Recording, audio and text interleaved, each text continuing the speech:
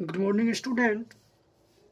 इससे पिछले क्लास में हम लोग ऑब्जेक्टिव देखे थे द्विघात समीकरण का, कि द्विघात समीकरण को दो वर्गों में बांटा गया है, पद के आधार पर और घात के आधार पर, और दोनों के ऑब्जेक्टिव क्लियर किए थे। आज हम बात करेंगे आप लोगों को द्विघात समीकरण के व्यापक रूप या सामान्य रूप या मानक रूप, क्योंकि यहाँ से भी एग्जाम में क्वेश्चन पूछता है, इस लेकर आप लोगों को बता देना बेहतर होगा। तो चलिए आज हम लोग शुरू करते हैं। हेडिंग क्या बनाएंगे? हेडिंग होगा सामान्य रूप या मानक रूप या व्यापक रूप। आज हम लोग इसके थ्रू ऑब्जेक्टिव को देखेंगे कि इससे ऑब्जेक्टिव कैसे पूछ सकता है एग्जाम में और ऑब्जेक्टिव क्या होगा। तो चलिए देखते हैं। सबसे पहले आप लोग जान लीजिए, व्यापक रूप लिखने के लिए कहेगा तो उसमें कहीं भी संख्या की बात नहीं होगा। वहाँ जब भी आएगा तो ABCD का लेटर आएगा और ABCD के लेटर से ही व्यापक रूप लिखाएगा। तो यहाँ देखिए, जैसे हम एग्जाम्पल लेकर आपको समझा रहे हैं। पहला आपको कहा, वैसे हम इस चीज़ को आपको पार्ट 1 में बता चुके हैं, लेकिन फिर से हम बताना उचित समझते हैं, क्योंकि वहाँ तेजी में हर चीज़ कंप्लीट किए थे और सेपरेटली हम दोनों पद के आधार पर और घात के आधार पर इससे पहले वाले वीडियो में दिए। और आज सोच रहे हैं कि मानक और सामान्य रूप या व्यापक रूप, इस पर क्वेश्चन हो जाए, फिर हम एक्सरसाइज की बात करेंगे। तो चलिए देखते हैं। देखिए, सामान्य रूप या मानक रूप से अगर आपको क्वेश्चन पूछेगा तो किस तरह से, जैसे आपको कहेगा कि रैखिक समीकरण का मानक रूप या व्यापक रूप या सामान्य रूप क्या होगा। आप लोग लिख लीजिएगा, रैखिक समीकरण का मानक रूप या सामान्य रूप या व्यापक रूप क्या होगा। इस तरह से क्वेश्चन पूछेगा, या इस तरह से आपको ऊपर क्वेश्चन दे देगा और नीचे 4 ऑप्शन दिया रहेगा। तो हम डायरेक्ट आंसर की बात करेंगे, आप लोगों को आंसर सिखाएंगे। तो देखिए क्वेश्चन में क्या पूछ रहा है, रैखिक समीकरण क्या होगा। तो रैखिक समीकरण का मतलब क्या होता है कि कोई भी अलजेब्रिक एक्सप्रेशन, मतलब बीज व्यंजक, या सरल भाषा में कहें तो कोई भी प्रश्न जिस प्रश्न में चर राशि का अधिकतम पावर 1 हो, उसको हम रैखिक समीकरण कहेंगे। इसी को हम मानक रूप या व्यापक रूप कहते हैं। तो आप लोग इसको बारीकी से समझते चलिए। जैसे हम यहाँ कहे x, तो x चर राशि है और इसका पावर क्या है 1, तो अधिकतम पावर 1 है, इसलिए क्या है रैखिक समीकरण। अब सर जी इसके आगे आप a लिख दीजिए। तो a मतलब कि कोई वास्तविक संख्या होगा, इसके जगह पर कोई भी संख्या आ सकता है। a not is equal to 0। आप कहेगा कि सर जी a not is equal to 0 क्यों लिखे हैं। एक बात आप दिमाग लगाइए, अगर हम a बराबर 0 लिख दे तो क्या ये रैखिक समीकरण रहेगा? नहीं रहेगा।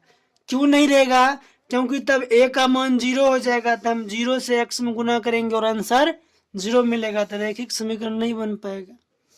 तो उम्मीद है कि आप लोग बात समझ रहे हैं मेरा। फिर आगे क्वेश्चन लेते हैं। मान चलिए इसी में रैखिक समीकरण में पहला क्वेश्चन था, दूसरा कि हम कहें कि y बराबर 0, तो रैखिक समीकरण है। यहाँ कुछ भी संख्या के लिए, जैसे मन आपको मन हुआ a तो a लगा दिए, b तो b, जो मन किया संख्या के लिए आप यहाँ लगा दिए, a लगा दिए। तो a क्या है, a not is equal to 0, मतलब इस एक जगह पर हम आंसर कुछ भी लिख सकते हैं, लेकिन 0 नहीं लिखेंगे, क्योंकि अगर 0 लिखेंगे तो हो जाएगा पूरा टर्म 0। जब होगा 0 तो रैखिक समीकरण नहीं बचेगा। तो इस बात को आप लोग ध्यान रखिएगा, ये रैखिक समीकरण है।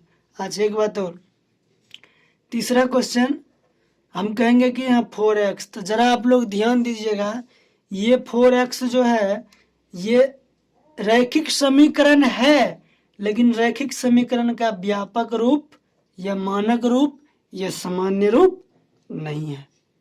याद रखिएगा आप लोग इस बात को। व्यापक रूप या मानक रूप या सामान्य रूप में हमेशा ABCD का लेटर आएगा, कोई संख्या नहीं आता है। चर राशि तो आएगा, लेकिन उसके साथ साथ ABCD का कोई लेटर को हम देंगे। और देखिए सामान्य रूप या मानक रूप का मतलब होता है दरअसल में ये कि हम कुछ ऐसे चीजों को लिखे कि उसमें कुछ चेंजिंग कर करके बार बार हम उसको चेंज करके कुछ भी लिख, जैसे यहाँ देखिए हम लिखे हैं ए एक्स, अगर इस ए का मान हम 5 पुट करें तो 5x हो जाएगा। अगर ए का मान अगर हम 3 पुट करें तो 3y हो जाएगा। अगर इसी ए का मान अगर हम 10 पुट करें तो 10y हो जाएगा। अगर इसी ए का मान हम 20 पुट करें तो 20x हो जाएगा। तो बात आप लोग को समझ में आ रहा है। लेकिन अगर हम यहाँ के 4x, तो क्या इस 4 की जगह पर हम कुछ पुट नहीं कर सकते हैं? 4 है तो मतलब 4 है। तो ये आपका व्यापक रूप या सामान्य रूप या मानक रूप नहीं होगा। ये रैखिक समीकरण का उदाहरण है, सामान्य रूप नहीं है, मानक रूप नहीं है। तो उम्मीद है कि आप लोग समझ रहे हैं कि हम क्या समझाना चाह रहे हैं। और आप लोग विश्वास कीजिए एग्जाम में इससे रिलेटेड 1 नंबर का क्वेश्चन आपको पूछता है। इसीलिए तो हम आप लोग को इतना डिटेल में एक्सप्लेन करके आप लोगों को समझाने का कोशिश कर रहे हैं, सिखाने का कोशिश कर रहे हैं। आप लोग बने रहिए मेरे साथ और हर एक चीज को बारीकी से धीरे धीरे स्नेह स्नेह समझते हैं और सीखने का प्रयास करते हैं। चलिए आगे हम लोग देखते हैं, दूसरा क्वेश्चन लेते हैं। दूसरा टाइप लेते हैं। जैसे रैखिक समीकरण हो गया, इसका मानक रूप या सामान्य रूप ये हो गया। अब हम लोग बात करते हैं द्विघात समीकरण। क्या द्विघात समीकरण का मानक रूप या सामान्य रूप या व्यापक रूप? आप लोग लिख लीजिएगा, हम टाइम वेस्ट नहीं करना चाहते हैं। अब देखिए, उसके बाद इसका एग्जाम्पल देखेंगे। तो इसका एग्जाम्पल नहीं, हमको क्या लिखना है? सामान्य रूप या मानक रूप। तो आप लोग को बात से क्लियर हो गया। द्वि मतलब 2, आघात मतलब पावर, यानी सबसे ऊपर। ठीक है। तो किसी भी प्रश्न में चर राशि का अधिकतम पावर 2 है तो हम उसको द्विघात समीकरण कहते हैं। तो सर जी उसको लिखेंगे कैसे? तो आप यहाँ से पावर 2 होना चाहिए तो लिखना शुरू कीजिए। एक्स स्क्वायर, 2 के बाद पावर 1, 1 के बाद यहाँ 0, कुछ भी हो। तो यहाँ देखिए आप कुछ लगा दीजिए।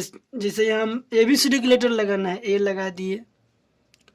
अब प्लस माइनस जो लगाना है, प्लस माइनस जो, यानी कोई एक चिन्ह प्लस या माइनस, तो प्लस, फिर यहाँ बी लगा दिए। अब प्लस, फिर यहाँ 0, तो 0 के लिए नहीं कुछ तो हम सी मान लिए।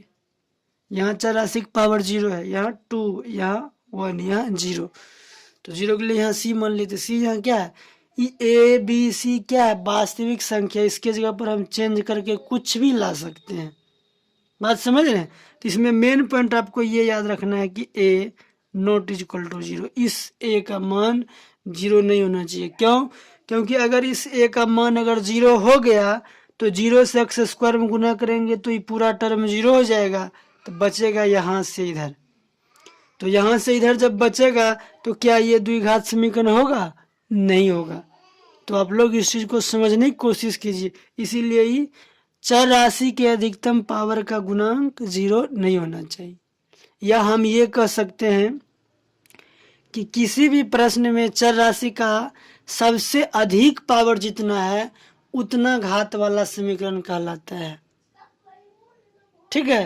तो इस चीज को अगर बात को हम समझ रहे हैं तो उसको कई तरीका से हम लोग एक्सप्रेस कर सकते हैं, व्यक्त कर सकते हैं। लेकिन हम लोग को चीजों को समझना है कि कैसे होता है, क्या होता है। फिर इसी तरह दूसरा एग्जाम्पल लेते हैं। जैसे मान चलिए ये आपका हो गया। अब मान चलिए आपको y के टर्म में लिखना है, तब पावर द्विघात लिखना है। तो आप लिखिए y और y पावर लिखिए 2, यहाँ 1 हो गया, यहाँ कुछ नहीं तो 0। तो अब इसमें a लगा दीजिए, प्लस यहाँ b लगा दीजिए प्लस। तो ये 2 हो गया, ये 1 हो गया, तब बचा क्या? 0। तो 0 के लिए कोई चर राशि नहीं लगता है, तो यहाँ डायरेक्ट ABC लिख दिए। समझ में आया? तो उम्मीद है कि आप इस बात को समझ रहे होंगे कि हम क्या समझाना चाह रहे हैं। तो ये हो गया द्विघात समीकरण का मानक रूप। अच्छा एक बात और, मान चलिए हम यहाँ आपको एक क्वेश्चन लिख रहे हैं, तीसरा एग्जाम्पल, कि 2x square minus 6x plus 4 equal to 0। तो क्या ये मानक रूप है? नहीं है, मानक रूप नहीं है। क्यों नहीं है सर जी? क्योंकि इसमें 2 6 4 फिक्स कर दे, इसलिए मानक रूप नहीं है। क्या है? एग्जाम्पल हो गया, द्विघात समीकरण का उदाहरण हो गया। तो उदाहरण कैसे लिखा जाता है इस चीज को हम कल बता चुके हैं आप लोगों को इससे पीछे वाले वीडियो में, ठीक है। और नहीं तो आप लोग ऐसे समझ लीजिए, अगर आपको मानक रूप याद है तो उसमें केवल ए बी सी की जगह पर आप कुछ भी संख्या लिख दीजिए, बस उसका एग्जाम्पल बन गया, ठीक है। तो ये आपका उदाहरण है लेकिन मानक रूप नहीं है। तो चलिए आगे देखते हैं। अब हम लोग बात करते हैं तीसरा क्वेश्चन। तीसरा मानक रूप क्या होगा? त्रिघात समीकरण। त्रिघात समीकरण का मानक रूप या सामान्य रूप या व्यापक रूप क्या होता है? तो यहाँ देखिएगा जरा, आप लोग ध्यान दीजिएगा और समझने की कोशिश कीजिए। हम क्या बोल रहे हैं? त्रिघात समीकरण। तो पावर अधिकतम 3 होना चाहिए, तो 3 से लिखना स्टार्ट कर दीजिए। 3 x पावर 3, यानी जो भी चर राशि ले x y z उसका पावर 3, फिर पावर 2 और फिर पावर 1 यहाँ छिपा हुआ है, फिर पावर 0। अब यहाँ लगा दीजिए a plus b plus c plus d equal to 0। ये हो गया त्रिघात समीकरण का उदाहरण। इसी प्रकार हम दूसरा एग्जाम्पल लिखें। आज इसमें एक चीज और, त्रिघात तभी होगा जब इसकी अधिकतम पावर का ए नॉट इक्वल टू 0 होगा। ए नॉट इक्वल टू 0, क्योंकि अगर ये 0 होगा तो आप समझ रहे बात की पूरा टर्म 0 हो जाएगा। तो जब 0 हो जाएगा तो यहाँ खत्म हो जाएगा, तो ये बन जाएगा द्विघात समीकरण। ये त्रिघात नहीं होगा, ये द्विघात बनेगा। इसीलिए हम कहते हैं कि इस ए के जगह पर 0 नहीं होना चाहिए, ए नॉट इक्वल टू 0। इसके जगह पर कुछ न कुछ आएगा संख्या। दूसरा एग्जाम्पल लेते हैं। जैसे मान चलिए y के टर्म में आपको व्यापक रूप लिखना है, तो हम लिख दिए वाई क्यू, फिर वाई स्क्वायर, फिर प्लस वाई प्लस लगा दीजिए प्लस। अब यहाँ लगाइए, यहाँ ए बी सी, यहाँ कुछ नहीं है तो आप लिख दीजिए डी, ठीक है। तो यहाँ क्या होगा? ए नॉट इक्वल टू 0। तो ये हो गया आपका इसका त्रिघात समीकरण का व्यापक रूप या सामान्य रूप। आप लोग ध्यान से समझिएगा, आप लोग के एग्जाम में क्वेश्चन पूछेगा, ऊपर लिख देगा कि निम्नलिखित में से बताइए त्रिघात समीकरण का सामान्य रूप क्या है, या मानक रूप क्या होता है, या व्यापक रूप क्या होता है। इस चीज आपको पूछेगा और नीचे आपको 4 ऑप्शन दिया रहेगा। तो जब आप बात को समझिएगा तभी ना आप इसका जवाब सही दे सकते हैं, सटीक जवाब दे सकते हैं। इसलिए आप चीज़ों को समझने की कोशिश कीजिए, सीखने का प्रयास कीजिए। और आज हम आप लोगों को बिल्कुल स्लो स्लो समझा रहे हैं, बिल्कुल धीरे धीरे बता रहे हैं। और आप लोग थोड़ा सा, चलिए बाद में बात करते हैं इसका। अगर हम बात करें एग्जाम्पल, तो एग्जाम्पल यहाँ देखिए, अगर इसी में हम यहाँ जैसे ए है तो एक जगह पर हम 5 लिख दिए, एक्स क्यू लिख दिए, प्लस बी की जगह पर 3 लिख दिए, एक्स स्क्वायर लिख, सी की जगह पर 8 लिख दिए, एक्स लिख दिए, डी की जगह पर 12 लिख दिए बराबर। तो देखिए यही चीज आपका है ना, ये एग्जाम्पल बन गया, ये व्यापक रूप नहीं है, ये क्या है? एग्जाम्पल यानी उदाहरण हो गया ये। तो उम्मीद है कि आप लोग बात समझ गए होंगे कि उदाहरण और व्यापक रूप में क्या अंतर होता है। तो उदाहरण में कोई न कोई संख्या दिया रहता है चर राशि के साथ, और व्यापक रूप में कोई संख्या नहीं रहता है, ABCD का लेटर रहता है। कोई आपसे पूछ दे कि ये A B C, चाहे इसमें A B C D, चाहे इसमें A B C A, ये सब क्या है? तो कहिएगा ये सब वास्तविक संख्या है। इसके जगह पर हम कुछ भी संख्या लिखकर इसको हम क्वेश्चन बना सकते हैं, उदाहरण बना सकते हैं। तो उम्मीद है कि आप लोग को समझ में आ गया होगा कि सामान्य रूप क्या होता है और मानक रूप क्या होता है। तो रैखिक समीकरण का सामान्य रूप AX, इसमें एक और एग्जाम्पल हो सकता है, उसको भी आप लोग लिख लीजिए, क्या? AX प्लस बी, क्योंकि हमको इसमें पद से मतलब नहीं है, हमको चर राशि के पावर से मतलब। तो यहाँ चर राशि की पावर 1 है, इसलिए x प्लस बी, तो A नॉट इक्वल टू 0। तो इसका ये भी हो सकता है और ये भी हो सकता है। रैखिक समीकरण का मानक रूप दोनों हो सकता है। द्विघात समीकरण का इस तरह से आप एक फॉर्म को याद रखिए। हम इसमें क्या किए, इसी में केवल चर राशि बदल दिए, हम y लिख दिए, इसलिए एक फॉर्म को आपको याद रखना है। ये आपको हो गया त्रिघात समीकरण का। अच्छा, इसी प्रकार अगर आपको आगे पूछा जाए कि चतुर्थ घात समीकरण का क्या होगा, व्यापक रूप। तो कुछ नहीं करना है, आप लोग बात को समझिए। तो इसमें करना क्या है, आप पावर 4 लिखिए, x power 4 plus x power 3 plus x power 2 plus x power 1 छिप गया प्लस 0। अब यहाँ लगा दीजिए A B c x square है यहाँ plus d plus e equal to 0। ध्यान रखिएगा 4 ने कहा थी 4 का गुणांक ए है, तो ए नॉट इक्वल टू 0 हो गया। मान चलिए अगर इसी तरह आपको पूछेगा कि 5 घात वाले समीकरण का सामान्य रूप लिखिए या व्यापक रूप लिखिए, तो आप क्या लिखिएगा, लिखिए x power 4 plus x power 5 plus x power 4 plus x power 3 plus x power 2 plus x plus, अच्छा यहाँ लगा दीजिए A B C D E F बराबर 0। ठीक है, अब यहाँ A not equal to 0, A not equal to 0। तो ये हो गया आपके 5 घात वाले क्या हुआ समीकरण का सामान्य रूप या व्यापक रूप या मान्य रूप। कि उम्मीद है कि आप लोगों को ये चीज़ समझ में आ गया होगा। और आज हम आप लोगों को बिल्कुल स्लोली सबसे धीरे धीरे समझाने का कोशिश किए।